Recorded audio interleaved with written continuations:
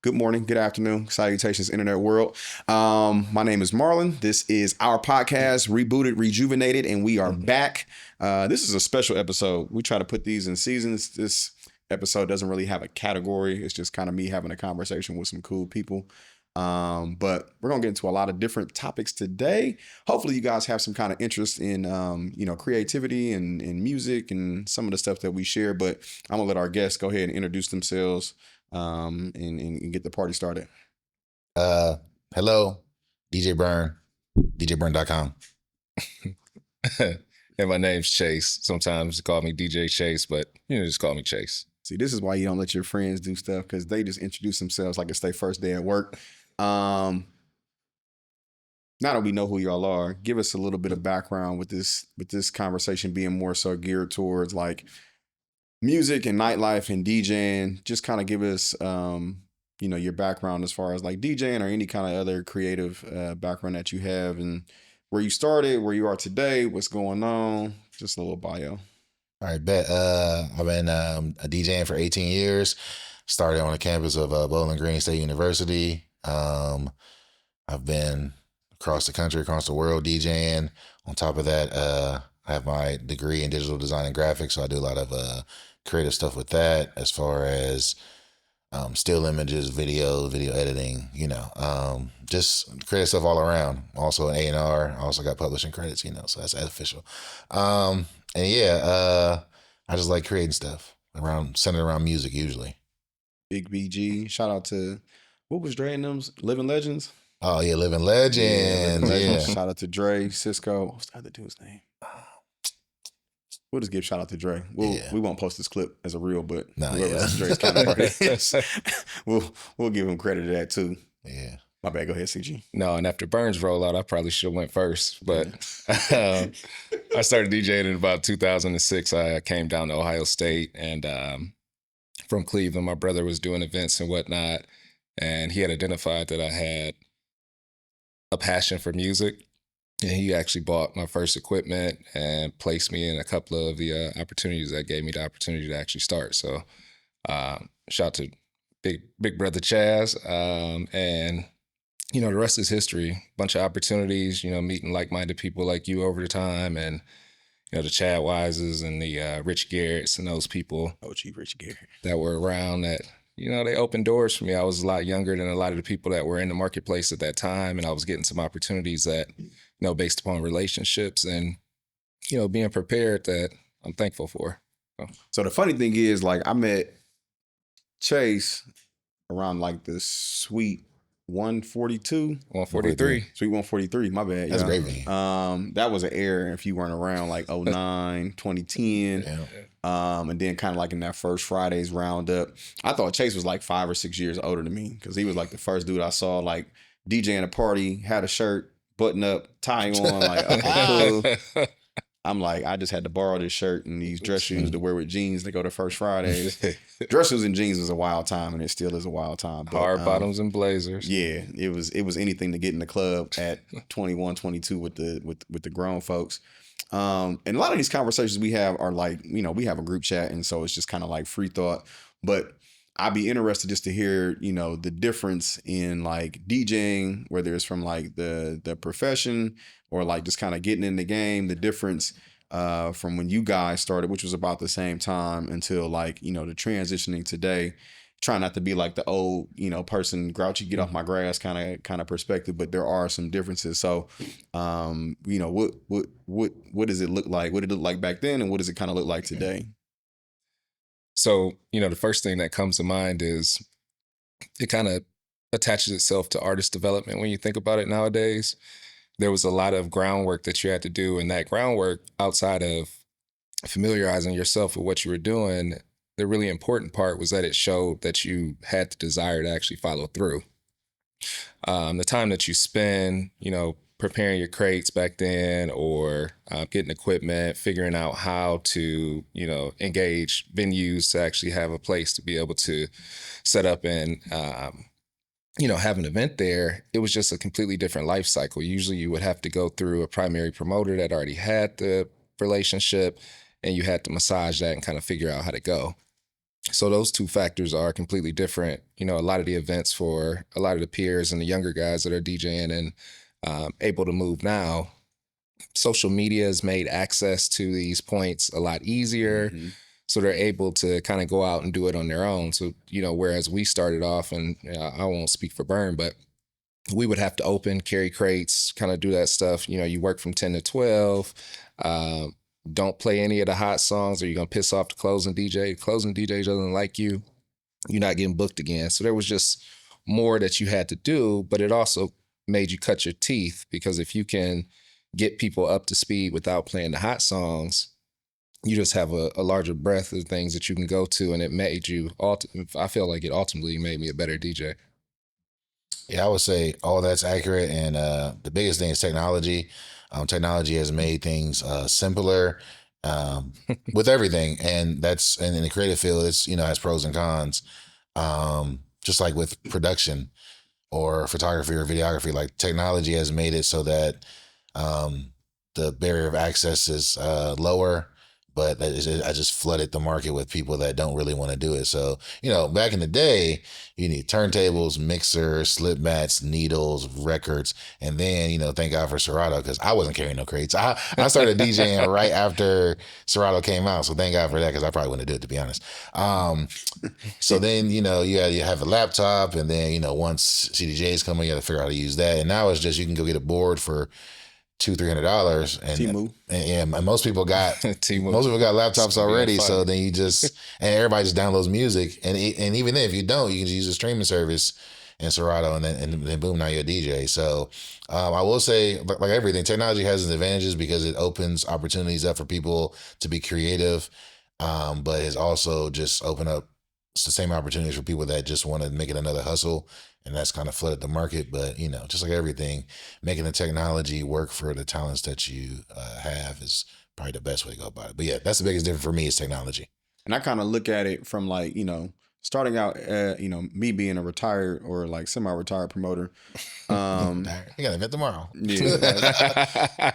the course of like getting yourself kind of in the game is pretty much the same. Yeah. Like you got to come up under another DJ, typically older promoters, they're trying to look to how to expand or extend their crowd. They start working with younger guys who may have a buzz. They give them a little payout. They give them a drink special. They give them some free wristbands. You know, you working for real, like minimum wage in the nightlife game. And then, you know, I look at it from there as like, now you start to kind of learn the game. And now the hardest part I can remember was like trying to get a night at a venue. Yeah, was like absolutely. unbelievably tough. And I'm probably going to date myself here, but I remember trying to get with Bobby over at Icon, and that was like, had to go through somebody else. Shout out to my homegirl, Ebony. That's how we got our first night at Icon. I remember going to meet with Rich over at Suite 143. I wore a shirt and tie to go meet with Rich Garrett at Suite 143. So that was Corso at Long Street. Like that was a relationship. Micah, I don't even know where Micah's at. He used to work at the radio station, but Micah, Yogi, all those guys were like, again, this is, you know, Long Street about to open back up. We need some young guys who kind of popping. I was 23, didn't really know much. Like, all right, cool, we about to make this club pop. But a lot of those things you kind of had to be brought along in that relationship. And it's funny that we talk about, you know, technology now and what it allows you to do, because this wasn't like peak social media. Like we kind of had Facebook, like it was just kind of starting out, but there was like Instagram. Now you can, who are you? What event? You DJ what? Let me go to your page. Okay, I can see your crowd. I can see who follows you. Yep. There was none of that like kind of pre-vetting process. All right. So it was either like you just got to keep asking, or you got to build a relationship with somebody else, or you just got to hope that the club is dead and, you know what I'm saying, they going to give you a night without taxing you out, you know, $500 for security, $500 for this, the rental, like I remember writing a check to rent Long Street Live on a Thursday, bro. Like, so it's those things that kind of, you know, there's advantages and disadvantages, but I think I see the correlation of, you know, DJs and also promoters. I don't think there's anybody who is still promoting that kind of like promoted when I was around, you know, outside of like First Fridays and stuff like that. But it's just funny, like you said, like people do like it. But at a certain point, it's kind of like, you either get tired or it's not as easy as you thought it was, or you phase out, or people was in it either for the women or the money or both, and some people had both, some people had one or the other, and then when you start getting neither, it's kind of like I'm ready to do the next thing. Yeah, I'm ready to find something else to do. Right. I think how do we kind of like as we kind of transition into this next era of DJs, like how do we kind of help close some of those gaps, because there are good DJs out here, and you know nobody wants to be I don't think anybody here wants to be a gatekeeper, but how do you close like some of those gaps between like the new generation, the new wave of DJs? And also I would even say like, promoters are a lot less than you used to be back in the day, but even the new generation of promoters or lifestyle connoisseurs, whatever people want to call themselves nowadays.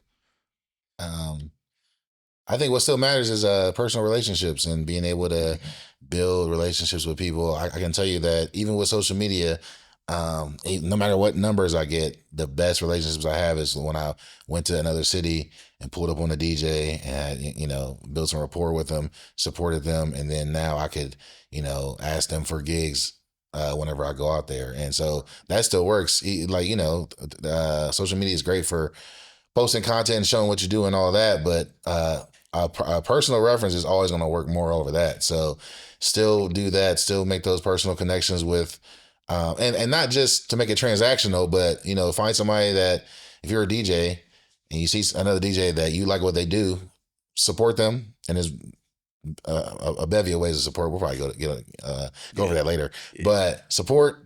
And then, hopefully it gets reciprocated, but yeah, that personal touch is still the best currency in my opinion. For me, I always leaned on access. A lot of the events that we do, one of the things that we always talk about at the top is who can we include from a DJ standpoint. I think a lot of the, obviously the opportunity to be able to work at an event helps a younger DJ, but also, other experienced DJs being around and kind of hearing and then being able to add, hey, have you ever thought about doing it this way? Or how do you access this? Or where are you getting X, Y, and Z from? A lot of the things as I correlated to my professional career, you speed up your learning curve, and that allows you to get to the next thing if you have someone that's kind of offering you guidance as you're going through that path, as opposed to you going and knocking your head against the wall and just trying to figure it out and figuring out if someone gave you, hey, you don't have to do all of this. You can just do this. So you don't have to bump your head. Exactly. And so, as you pointed out, that gatekeeper mentality is something I've always been, vehemently opposed to. And I just try to, if I see something, I'll tell them, it comes from a place of love. And, sometimes it hits people's ego because I can be a little bit direct. But the reality is, if you understand what I'm trying to tell you and where it's coming from, if you absorb it, it probably can help out. So that's, between access and just sharing the shit that I figured out over time. That's it. Yeah, and this is gonna come out the wrong way. I'm sure we're gonna clip this up, but I think people sometimes got to separate their feelings from their skill set or their feelings from like the actual business. Yeah, like me telling you how the game works or like a best practice or giving you tips on what you should or shouldn't do, shouldn't be like like he hating on me or he talking shit or like damn he don't fuck with me. Because people come to me all the time and they be like, damn bro, like we talked about it in the chat, like. Damn, bro, I can't get booked. Like, damn, I mean, I don't never, you don't never call me to DJ. Like, what's the value proposition? That's cool. Sir? Yeah, what's the value prop? Also, I'm not gatekeeping like, DJ time or minutes. I'm more than happy to put people on different sets at different venues, when I have the opportunity when it makes sense. I said, but I've got a Rolodex of people that I can call that are like, I ain't really got to worry. They're going to be on time. And it got to be a whole bunch of questions, and it got to be all like, I need a drink tab. It's all this. It ain't, messing up other people's sound systems. But I think the biggest thing I try to do is just kind of create that opportunity for DJs to get on. So, when DJs do reach out, 99% of the time, 95, it's love. Like, I just got to figure out a way to put you on or where we can slot you in at. It's not like, oh, I don't want to book DJ such. It's not even crossing my mind. Yeah. Because it may not come to me as you're even interested in DJing what I got going on. But I think for me, it's like as more DJs reach out, I'm more than happy to be like, hey, bro, like, okay, I got a slot for you on this. Now, are you gonna be prime time 1 to 2:30 a.m. making 200 an hour? Probably not. But my point in this is to give you an opportunity and to give you an audience. It's on you to kind of like build your brand, do your best time in that time. So people come to me and say, damn, who was that DJing? Or damn, like me to notice, like, okay, such and such got booked and they brought 20 people out. That's the fastest way to get my attention. When people show up and they open it and they show up with 10, 15 people, or they got aunties, uncles in there and they buying all the Grey Goose and stuff. Paul Masson. Cool, yeah. Mental note, I'm a book DJ or whatever, to come back out. But I think that's one of the big things, is just creating access and opportunities and removing the emotional attachment that they may have for their craft with the actual business itself, which kind of leads me to my next point, is like, how do we, this is funny, Bern. We talk about support and collaboration. Like, what is support and collaboration? Y'all ever seen the meme on Instagram where the dude playing 2K and he leaned forward and shared the remote? That's literally what Bern just did. Like, how do we actively, what does that look like? Support and collaboration in this, I don't want to call it nightlife space, because a lot of stuff we do is during the daytime, and like this outside creative space. Yeah. Let me run the ISO on this. No, I don't want to come off preachy, so I'm going to be careful with what I say here. And what I will say is that what's worked for me is, if you look at my Instagram, I try to share everything that I see that's relevant to DJing, because even if I don't necessarily like it, somebody else that follows me might like it, and that might be an opportunity for you. That's support. I don't have to benefit. It don't have to be just events I'm working. I've shared flyers for events when I was DJing something else the same night, because I'm like, everybody can't come to my spot. So if you want to find something else to do, go there. Just because that's what support is really about, and not because I'm like, well, if I share mine, if I share yours, you share mine. That's not what it's about. It's that I'm really here to support.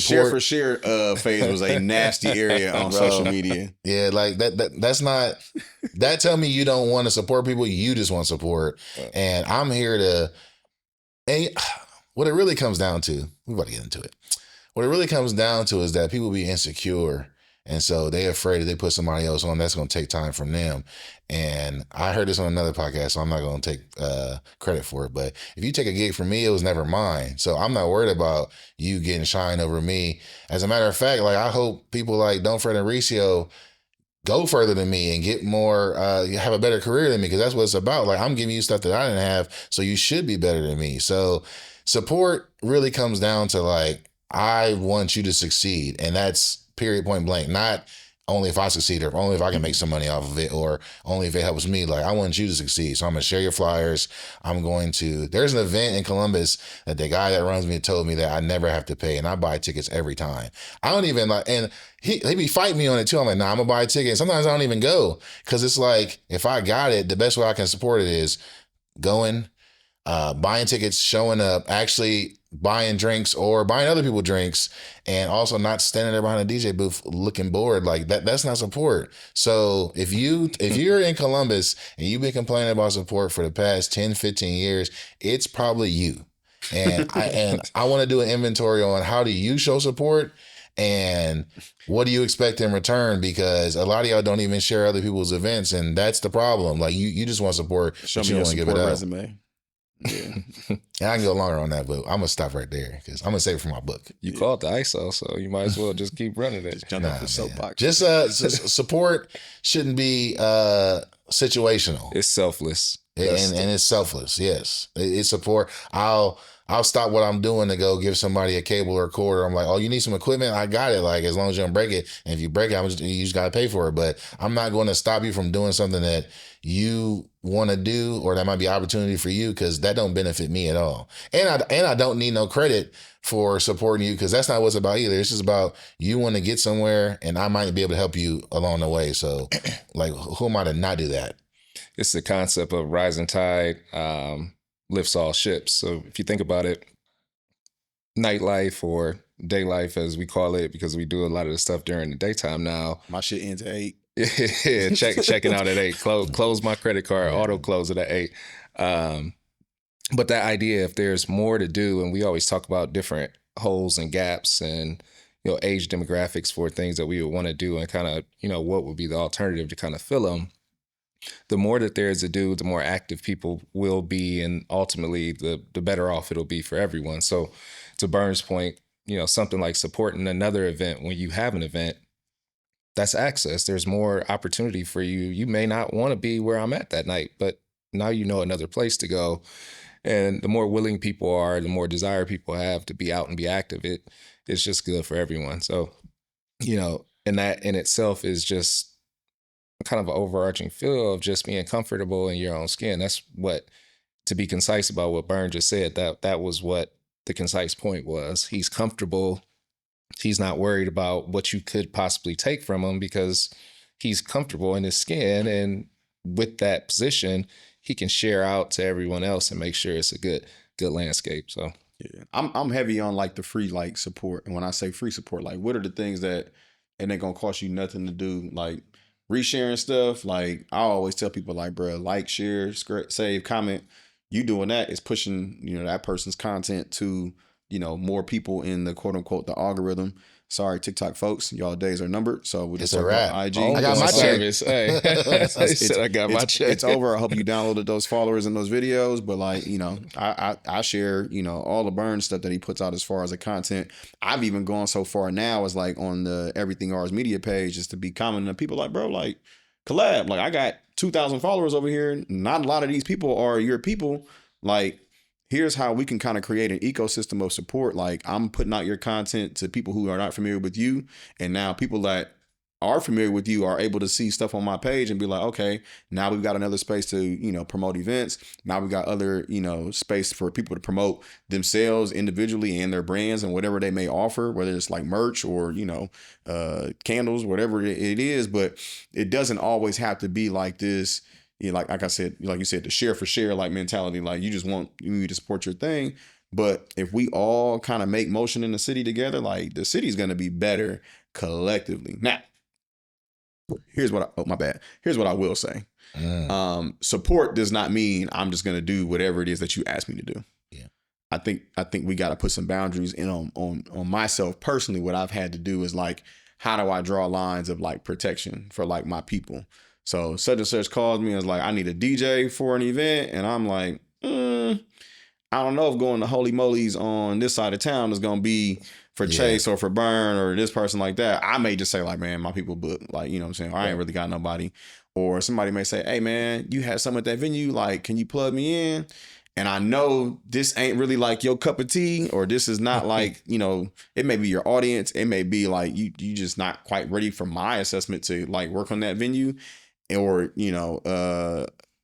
it just may be a situation where it's like, I don't know what you have going on, because at the end of the day, you're my referral. Yeah. So we used to talk about that a lot. Me and my dude Scott is like, how do we kind of protect these venues from themselves? Because a lot of times the owners or the managers, unless they used to just giving you a hard no, like sometimes they be booking some BS and it'd be like, I'll see a flyer come out and then they'll hit me like, man, that party was bad, or they were fighting, or they were smart. I said, bro, you should have called me. You should have asked ahead of time. You should have asked me ahead of time. You know what I'm saying? And it's not bad mouthing people, but it's just like there's certain venues that allow certain things that fit certain groups, and there's certain venues that it's like, nah, bro, like this. We not wearing sweats to this venue. Y'all don't know what y'all getting yourselves into. Yeah, y'all don't know what y'all getting yourselves into, or no, they're not gonna have Hennessy or whatever drink at this venue. So you probably don't want to book this. So I want to add to that real quick. Yeah. From a DJ aspect, look at me. Maybe your stuff isn't worth supporting. And I say that if you're one of those people that's like, with love, oh, I want to, can you help me? Can you help me with this? Maybe the help I can give you is that this needs to be better. And I'm not just going to shit on you and be like, oh, that's trash. I'm going to be like, this is how I think you can do this better. And this is probably what you need to do to go further. And the moment you tell me, oh, it sounds like you hating, like, oh, well, never mind. Like, cause you don't want my help. So it could also be that I heard people saying like, oh, I'm shadow banned. Like, no, your content just stinks. Like you need to tweak this a little bit more. But you also got to be open to that feedback. There's so many people I want to work with on the content side and be like, I see where you're going. We can really turn this up, but I don't want them to tell me like, you don't know what you're talking about. I'm like, okay, well then we'll keep doing exactly what you're doing because you see the results you've gotten so far. And it's because people don't have that conversation. Once again, it's not personal and get your feelings out of it. I'm giving you my professional opinion that help you. And so maybe that's the way I can support you by being like, this could be better by X, Y, Z. And there's some people that I work with directly that I had to explain to them like, listen, if you want feedback from me, I'm going to give it to you. But I'm gonna give you the feedback that you need to hear. I'm gonna give you and I'm not here to coddle because this is not a 9 to 5 workplace, and I'm not your manager, so I don't need to coddle you. Like I'm gonna tell you exactly what you're doing wrong because that's the feedback I want. Like, what do I need to correct? I was telling somebody the other day, I was like, if I ever need blind, just black and white feedback, I said it's Bern Chayse and it's B. Yep. Like, don't come in here with a bubble on, like it's gonna get popped. It's not gonna be good. And so, like, once again, it's only to make it better because if you're like, oh, what am I doing wrong? This is exactly what you're doing wrong. All that other stuff about sandwich and compliments, you save that for the job, for carrying at the job. This is exactly what you're doing wrong. Do this better. And then when you come back and be like, yeah, see, that's exactly it. Now we can turn this up. But yeah, a lot of people don't want to hear it. They're just like, oh, I'm just doing my thing. Can you bump it up for me so I can get some paper? I'm like, oh, I'm going to focus my energy elsewhere. Yeah, I've got other time opportunities. We got about 5 minutes left, but I think there's we talk about nightlife per se, and I was just thinking as you were talking, it's like, sometimes it's lack of knowledge and skill set and just like ability, just not knowing. I know there's things that, I had to take from my day job that I was able to apply to like, what we do in this creative space. And also just learning from like OGs like Jeff, like Bobby, like Scott. I learned a lot of stuff from Scott, like, shout out to Scott, but just being open to being like, or even when they come to me and be like, hey bro, like don't do that deal. Like, cause if you do that deal, then they gonna think that deal is okay. Yeah. And they're gonna try to put everybody on that deal. Or, hey, don't go over here and do a free party when I'm charging 20 unless it makes sense. You know what I'm saying? Because now we messing up. Now we getting into the undercutting game. Yeah. And so now when it's time for you to do a party that charges 20 and now this other person's doing a $5 party, shout out to O Sharp, we talk about that too. Like, it just don't make sense. So everybody kind of has to like, not honor amongst thieves, but everybody's kind of got to be on the same page on how to play the game. And what I realized is like, bro, everybody don't be in it for that. Some people just in it to make a couple dollars and they don't care. And they look at it like, a rental property. Like, all right, bro, I'm gonna trash this baby. I'm gonna go and it gonna hurt my credit. I'm gonna just move to the next spot. For me as a person that's really like, I really take a lot of like time and like intentionality about putting on events. It's like, no, bro, like let's nurture this event. Let's grow this event. Let's do it the right way. And let's not cut corners. And that's the other thing I'm big on is like, I hate when DJs cut corners. I hate when you come with a pre-recorded set. I hate when you come with a predetermined set. I hate when you come and you don't even like look at the crowd. You just kind of already doing what you're doing. And then like people that do events, particularly if you're looking for a certain kind of experience, like you've got to. It costs money. Yes, it costs money. So there's things like. Be prepared. We just did New Year's, bro. New Year's was a pretty ticket and it don't look good, but we did it. It don't look good until you do it and you pay it and you see like the after product that it's like, okay, cool.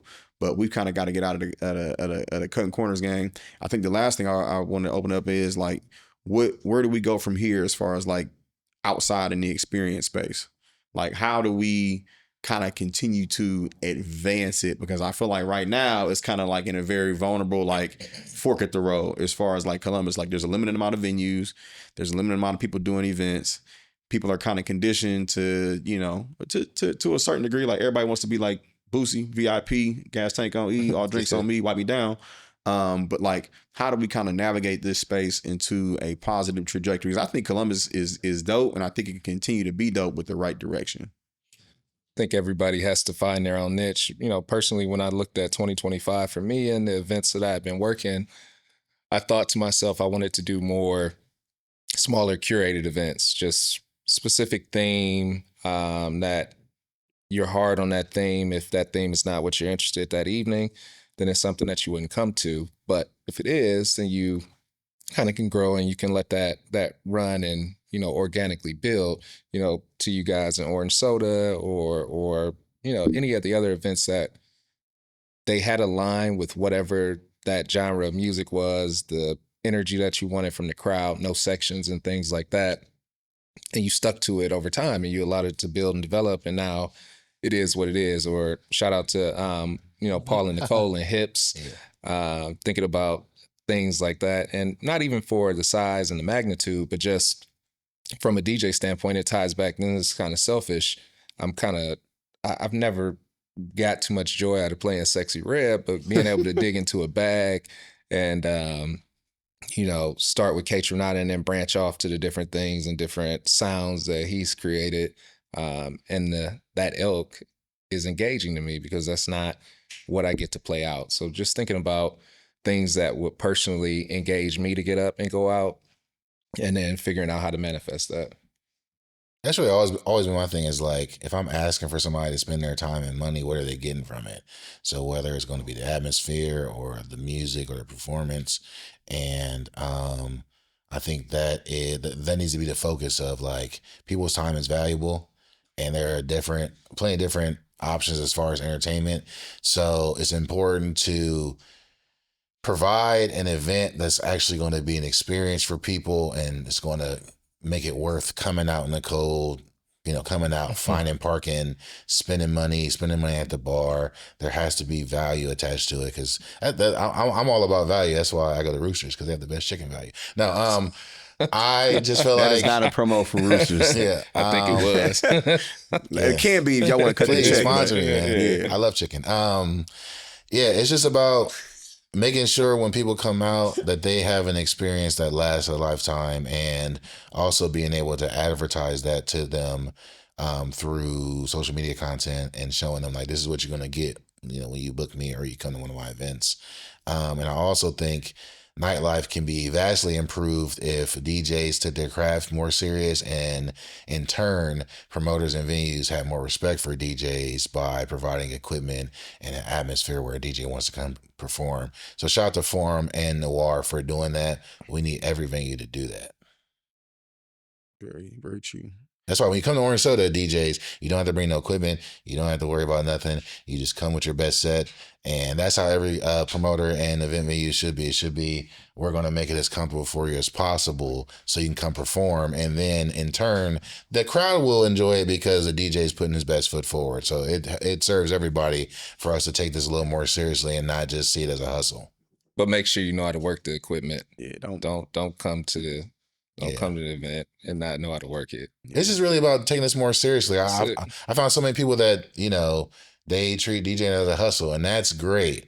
That's not me. Like, we two different people. Like this is a creative outlet for me that I also make money from, but I'm a treat it as such because it means something to me. And so the people that I train, I always tell them, like, you don't have to pay me to teach you, but you pay me in respect. So if a year from now you're not doing this, you wasting my time and I'm gonna send you an invoice. But if you take it seriously and it'll then be reflected in your sets, that's how you pay me back. Like you treat the culture, you treat the nightlife with respect and put the time in that it's worth. Same thing for event organizers and venues. Like, take the time. Don't just cut corners to open the venue to sell liquor because you're gonna be closed in 6 months and we know it. Like we see this venue like, oh, I ain't gonna be here in a year. It's cool. Both sides. Yeah. So yeah, just take things seriously, have passion about it, and put the time and effort that deserve, and stop trying to do the least amount of work for the maximum amount of return because it's not going to last, and you just on to the next hustle until you burnt out.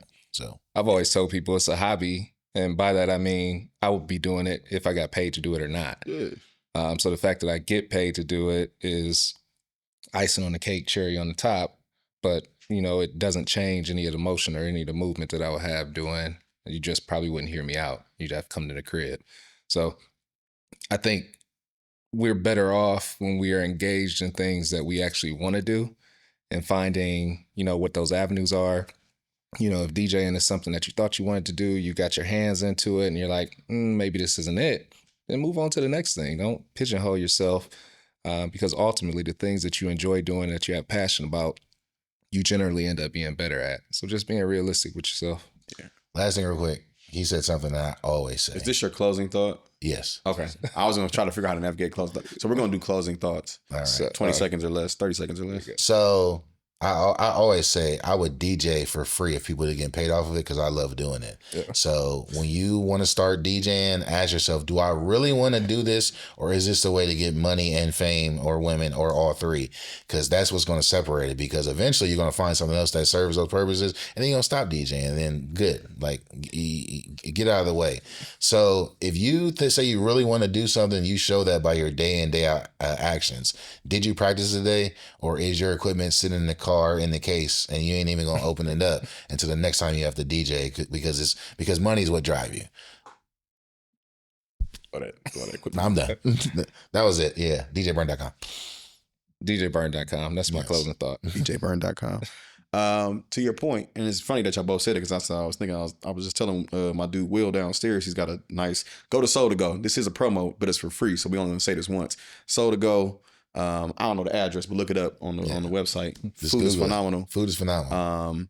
But he was just talking about doing stuff down there, and he was like, "We ain't get an event. I know it ain't that big." I was like, "Bro, I just like doing events, so it ain't always necessarily about the money for me. Sure. Do I want to lose money? No, but I like the craft of like creating a space for people to enjoy themselves and building community. That's my passion, is building community, whether it's online, whether it's through the run clubs."